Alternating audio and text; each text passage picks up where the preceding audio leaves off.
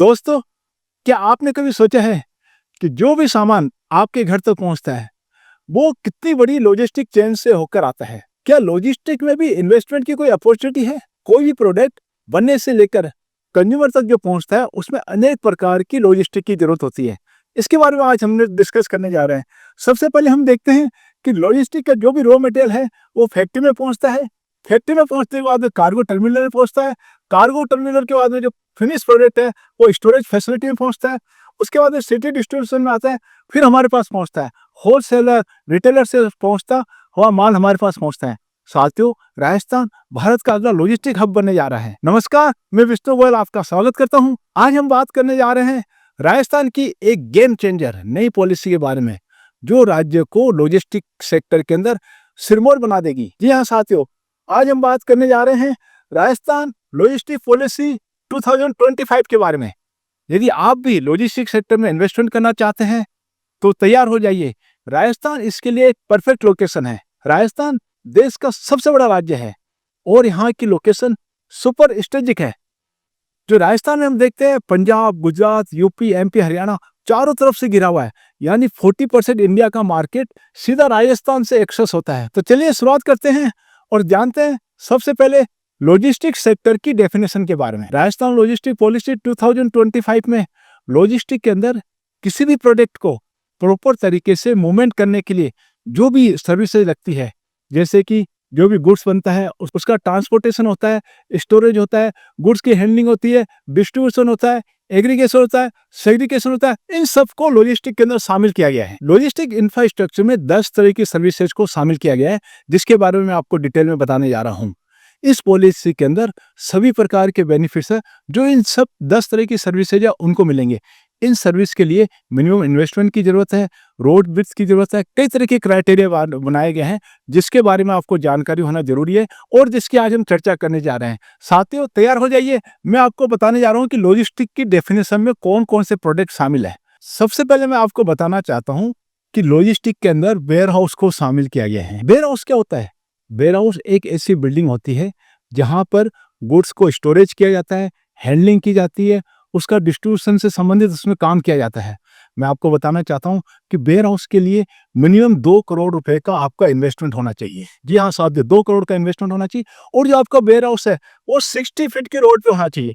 जो minimum 60 feet की road पे आपका वेयर हाउस होना चाहिए। साथियों, मैं एक बात आपको और बताना चाहता हूँ जिसको आपको ध्यान में रखना है कि इस पॉलिसी में बेनिफिट लेने के लिए वेयर हाउस को warehouse development regulate authority यानी WDRA से रजिस्ट्रेशन होना बहुत जरूरी है। अब हम बात करते हैं सेकंड लॉजिस्टिक फैसिलिटी के बारे में, जिसे हम साइलो कहते हैं। साइलो, हाँ साहब, साइलो के लिए मिनिमम इन्वेस्टमेंट आपका 15 करोड़ पे होना चाहिए।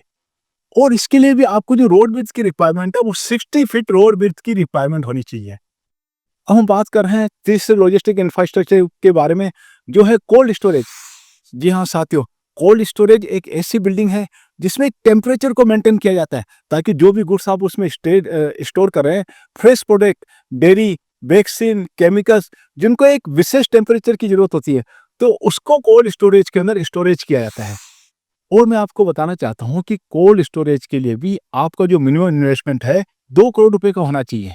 और कोल्ड स्टोरेज भी आपका मिनिमम 60 फीट रोड पर होना चाहिए। जी हाँ साथियों, अब हम बात करने जा रहे हैं ICD यानी इनलैंड कंटेनर डिपो। यहाँ पर शिपिंग कंटेनर का मूवमेंट से संबंधित जो भी कार्य होता है वो यहाँ पर होता है। कंटेनर्स का इंपोर्ट होता है, एक्सपोर्ट होता है, और यह भी सारे कार्य है एक कस्टम के कंट्रोल में रहता है। इसलिए यदि कोई भी व्यक्ति जो ICD डेवलप करना चाहता है तो उसके लिए भी मिनिमम जो इन्वेस्टमेंट है वो 50 करोड़ रुपए का होना चाहिए। और आपका प्रोजेक्ट मिनिमम 90 फीट की, हाँ साथियों, आपका 50 करोड़ का इन्वेस्टमेंट होना चाहिए और मिनिमम रोड विड्थ आपका 90 फीट होना चाहिए। साथियों, अब हम बात करने जा रहे हैं कंटेनर फ्रेट स्टेशन के बारे में। कंटेनर फ्रेट स्टेशन में एक टर्मिनल होता है जो कार्गो का शिपमेंट होता है, उनका कॉन्सुलेटेड, डिकॉन्सुलेटेड, टेम्पररी स्टोरेज के लिए अवेलेबल होता है।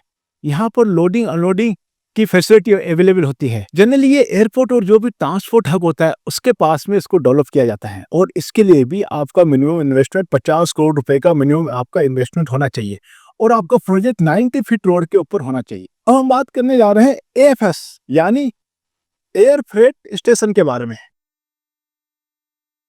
यह भी एक फैसिलिटी होती है जहां गुड्स का import, export, bulk, loose cargo, warehousing, temporary export से संबंधित सारी फैसिलिटी यहाँ पे प्रोवाइड की जाती है।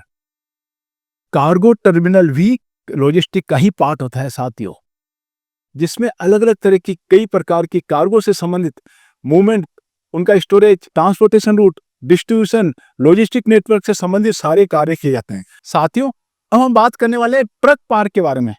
जैसा कि हम सभी लोग जानते हैं कि लॉजिस्टिक से संबंधित काफी सारा माल ट्रक के द्वारा ही भेजा जाता है। लॉजिस्टिक सेक्टर के अंदर आप ट्रक पार्क भी बना सकते हैं, जिसमें ट्रक से संबंधित जो भी उनके ड्राइवर्स है उनको सभी प्रकार की सुविधा, उनको रेस्ट रूम है, वहाँ पे रिपेयरिंग की फैसिलिटी है, फ्यूल एंड चार्जिंग स्टेशन है, पेट्रोल पंप है, और भी कई तरह की जो फैसिलिटी होती है, सर्विसेज होती है, वो यहाँ पर आप ट्रक पार्क के अंदर डेवलप कर सकते हैं।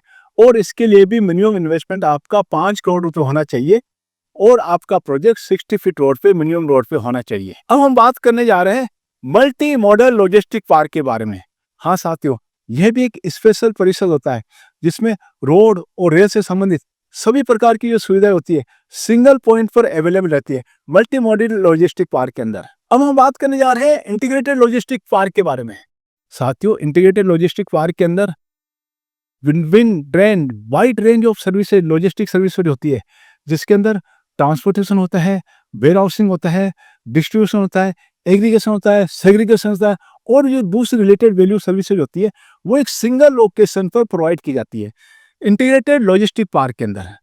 अब हम बात करने जा रहे हैं इस पॉलिसी के लिए कौन कौन व्यक्ति एलिजिबल है, कौन कौन व्यक्ति इस पॉलिसी का फायदा ले सकता है। तो मैं आपको बताना चाहता हूं कि सभी प्रकार के इन्वेस्टर, यहाँ साथियों सभी प्रकार के इन्वेस्टर, चाहे वो प्रोप्राइटरशिप हो, पार्टनरशिप फर्म हो, एलएलपी हो, प्राइवेट लिमिटेड हो, लिमिटेड कंपनी हो, ग्रुप ऑफ इन्वेस्टर्स हो, जॉइंट वेंचर हो, सभी के सभी इंडिपेंडेंट रूप से इस फैसिलिटी का, इस पॉलिसी का फायदा उठा सकते हैं। सभी प्रकार के नए प्रोजेक्ट या कोई भी जिसका ऑलरेडी प्रोजेक्ट चल रहा है वो उसका एक्सपेंशन करना चाहता है, डाइवर्सिफिकेशन करना चाहता है, तो वो भी इस पॉलिसी के लिए एलिजिबल है। और अब हम बात करने जा रहे हैं कि इस पॉलिसी के अंदर कौन कौन से फाइनेंशियल बेनिफिट है।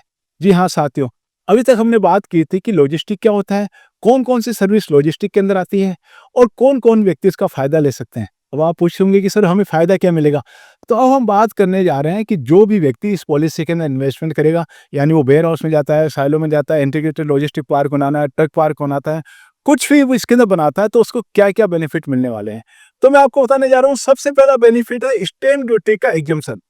जी हाँ साथियों, आप कोई भी लैंड परचेज करते हैं जहां पर आप लॉजिस्टिक से संबंधित आप अपना प्रोजेक्ट लगाना चाहते हैं, तो आपको स्टैम्प ड्यूटी में 100% की छूट है, जिसमें से 75% की छूट तो आपको इमीडिएटली मिल जाएगी, और जो 25% की छूट है जब आपका प्रोजेक्ट स्टार्ट होगा तो गवर्नमेंट के द्वारा आपको रिफंड किया जाएगा।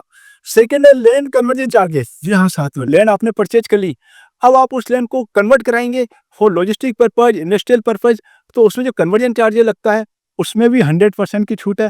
75% की छूट आपको इमीडिएटली मिल जाएगी, और जो 25% की छूट आपको बाद में मिलेगी जब आपका प्रोजेक्ट स्टार्ट हो जाएगा। एक चीज मैं आपको बताना चाहता हूँ साथियों, बहुत ध्यान से रखिएगा। बहुत से व्यक्ति जब लैंड परचेज करते हैं तो एग्रीकल्चर लैंड परचेज करते हैं और वो सोचते हैं कि हमें एग्रीकल्चर लैंड हम खरीद रहे हैं तो हमें फायदा नहीं मिलेगा, हमें स्टैम्प ड्यूटी की छूट नहीं मिलेगी। तो मैं आपको बताना चाहता हूँ, आप एग्रीकल्चर लैंड परचेज करें, किसी भी तरह की लैंड परचेज करिए, वहां कोई कंस्ट्रक्शन है, आप लीज पे ले रहे हैं, सब लीज पे ले रहे हैं, किसी भी तरीके से आप लैंड परचेज कर रहे हैं, आपका प्रोजेक्ट होना चाहिए लॉजिस्टिक से संबंधित, तो आपको 100% की छूट मिलेगी, 75% की छूट तुरंत मिलेगी। तो आप किसी भी तरह के कंफ्यूजन में नहीं रहिए। बहुत से जने सोचते हैं कि सर हम बाद में रिफंड कर लेंगे। मैं आपको बताना चाहता हूं कि ये एग्जम्प्टेड ऑफर है। एग्जम्प्टेड ऑफर मतलब आपको पे नहीं करना है, यदि आपने पे कर दिया तो बाद में रिफंड नहीं मिलेगा। रिफंड मिलेगा केवल 25% का, यदि आपने 75% की पहले एग्जम्पशन ली है तो। अब हम बात करते हैं इसके अंदर आपका इलेक्ट्रिसिटी ड्यूटी। जब आपका प्रोजेक्ट स्टार्ट हो जाएगा तो उसमें जो इलेक्ट्रिसिटी ड्यूटी लगती है उसमें भी 100% की छूट है 7 ईयर्स तक, और उसके बाद में आपको मंडी फीस होती है, उसके मार्केट फीस है, उसमें भी 100% की छूट मिलेगी 7 ईयर्स तक। अब हम बात करते हैं कि इस पॉलिसी के अंदर आपको कैपिटल सब्सिडी भी अवेलेबल है। जी हाँ साथियों, ये जो लॉजिस्टिक पॉलिसी है इसके अंदर आपको कैपिटल सब्सिडी अवेलेबल है। कैपिटल सब्सिडी आपको कितने मिलेगी? आपको कैपिटल सब्सिडी मिलेगी 25% ऑफ EFCI, यानी जो भी आपका एलिजिबल फिक्स कैपिटल इन्वेस्टमेंट है उसका 25% मिलेगा 10 साल तक। 10 साल तक आपको इसके अंदर मिलेगा। अब ये जो इसके अंदर आपको जो मैक्सिमम इसकी सीलिंग लिमिट करी है वो है कि यदि आपकी स्टोरेज फैसिलिटी है वो सब 15 करोड़ रुपए तक का है। इसके अलावा आप ड्राई पोर्ट सर्विस करते हैं, कार्गो टर्मिनल डेवलप करें तो 50 करोड़ रुपए तक की आप ले सकते हैं। ट्रक पार्क के लिए 5 करोड़ रुपए तक की सब्सिडी है। जो कैपिटल जो सब्सिडी आपको मिलेगी वो आपको राजस्थान इन्वेस्टमेंट प्रमोशन स्कीम 2024 के अंदर जो है उसके अंदर आपको मिलेगी, और इसके अंदर 25% तक आपको कैपिटल सब्सिडी मिलेगी। और जो कैपिटल सब्सिडी मिलेगी वो आपको इक्वली डिस्ट्रीब्यूट होगी 10 ईयर्स के अंदर।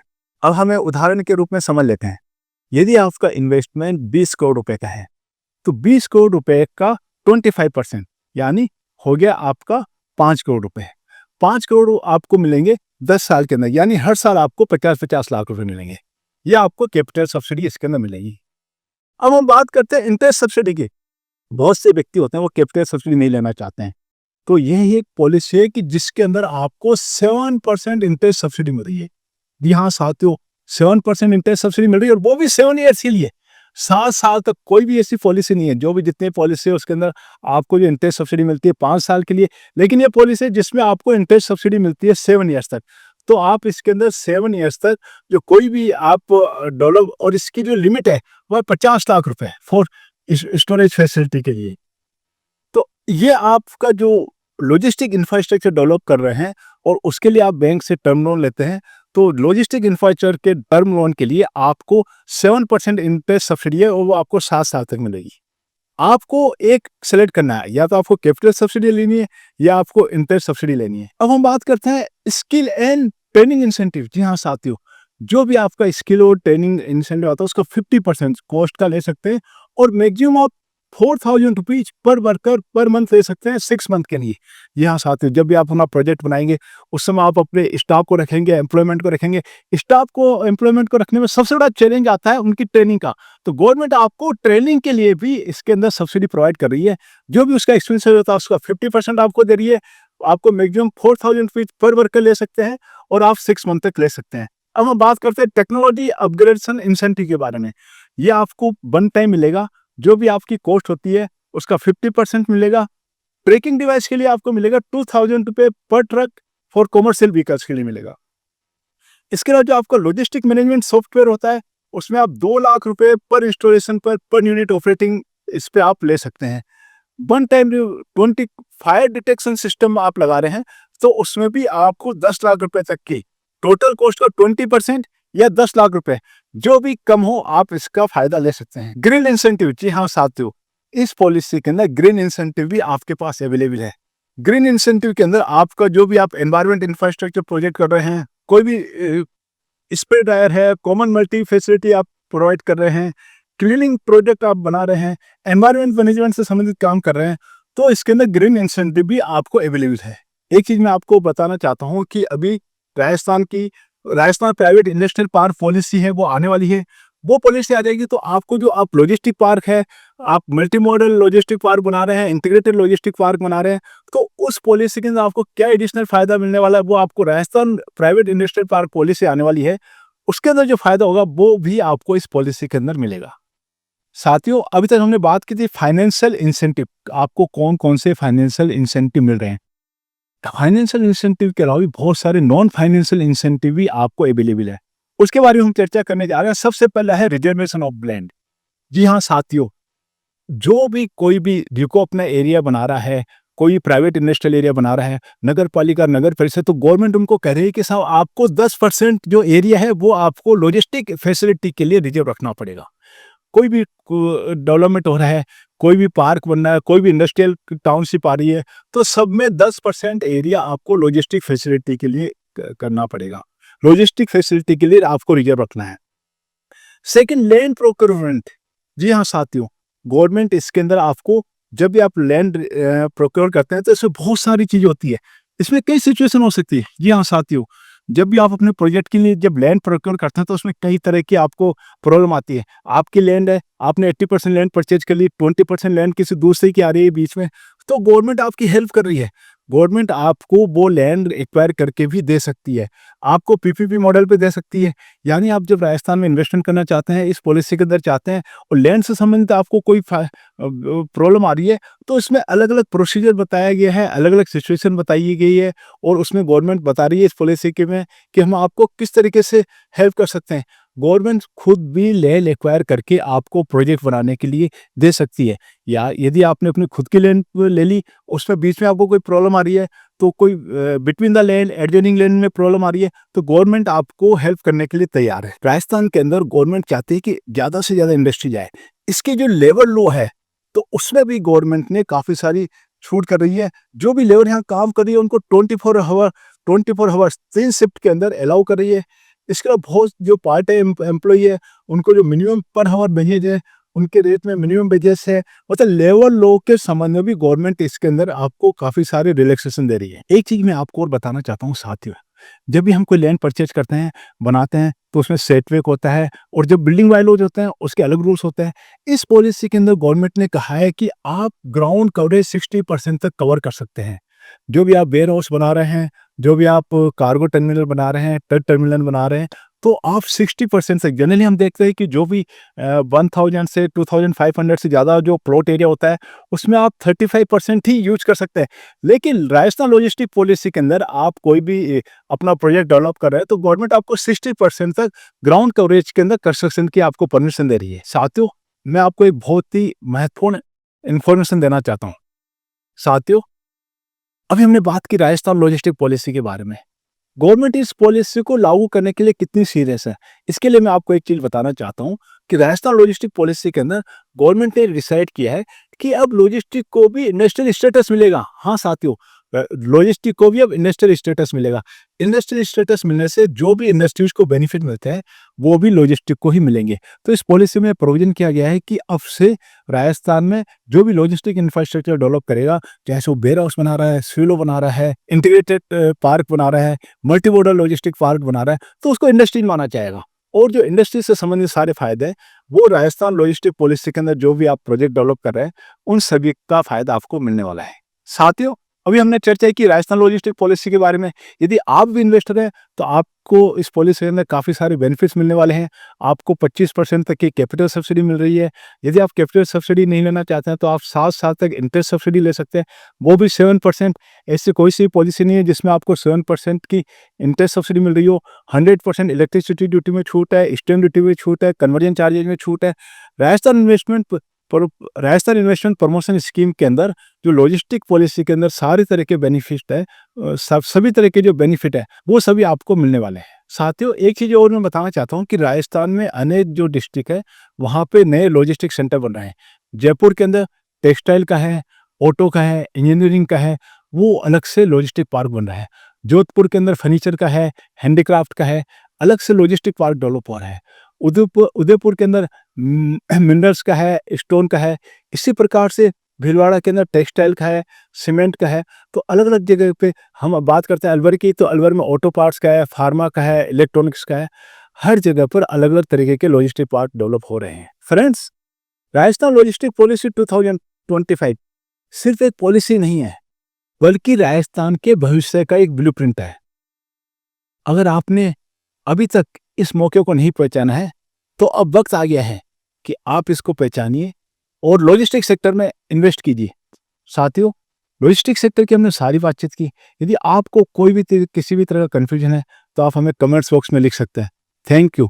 राजस्थान लॉजिस्टिक्स पॉलिसी 2025 यह सिर्फ एक नीति नहीं बल्कि एक विजन है और इस विजन को जमीन पर उतारने के लिए हमारी कंपनी निभा रही है अग्रणी भूमिका। VAB consultancy and solutions PVT LTD एक अनुभवी और प्रोफेशनल टीम के साथ राजस्थान के लॉजिस्टिक्स सेक्टर को भविष्य के लिए तैयार कर रही है। हमारे पास है अनुभवी और प्रशिक्षित स्टाफ, अत्याधुनिक office infrastructure, logistics planning, DPR तैयार करना, पोर्टल अपलोडिंग और सरकारी समन्वय में विशेषज्ञता। हमने राजस्थान लॉजिस्टिक्स पॉलिसी 2025 के तहत कई प्रोजेक्ट्स को कंसेप्चुलाइज और इम्प्लीमेंट किया है, चाहे वह मल्टी मॉडल लॉजिस्टिक्स पार्क की प्लानिंग हो या निवेशकों के लिए राजनिवेश पोर्टल पर एप्लीकेशन की तैयारी। अगर आप राजस्थान लॉजिस्टिक्स पॉलिसी 2025 के तहत निवेश करना चाहते हैं, तो हम हैं आपके सबसे भरोसेमंद साथी। हमसे जुड़े और राजस्थान को बनाए भारत का लॉजिस्टिक्स पावर हाउस। हम बनाते हैं नीति को ज़मीन की हकीकत। अपॉइंटमेंट के लिए आप हमसे नीचे दिए गए नंबरों पर संपर्क कर सकते हैं।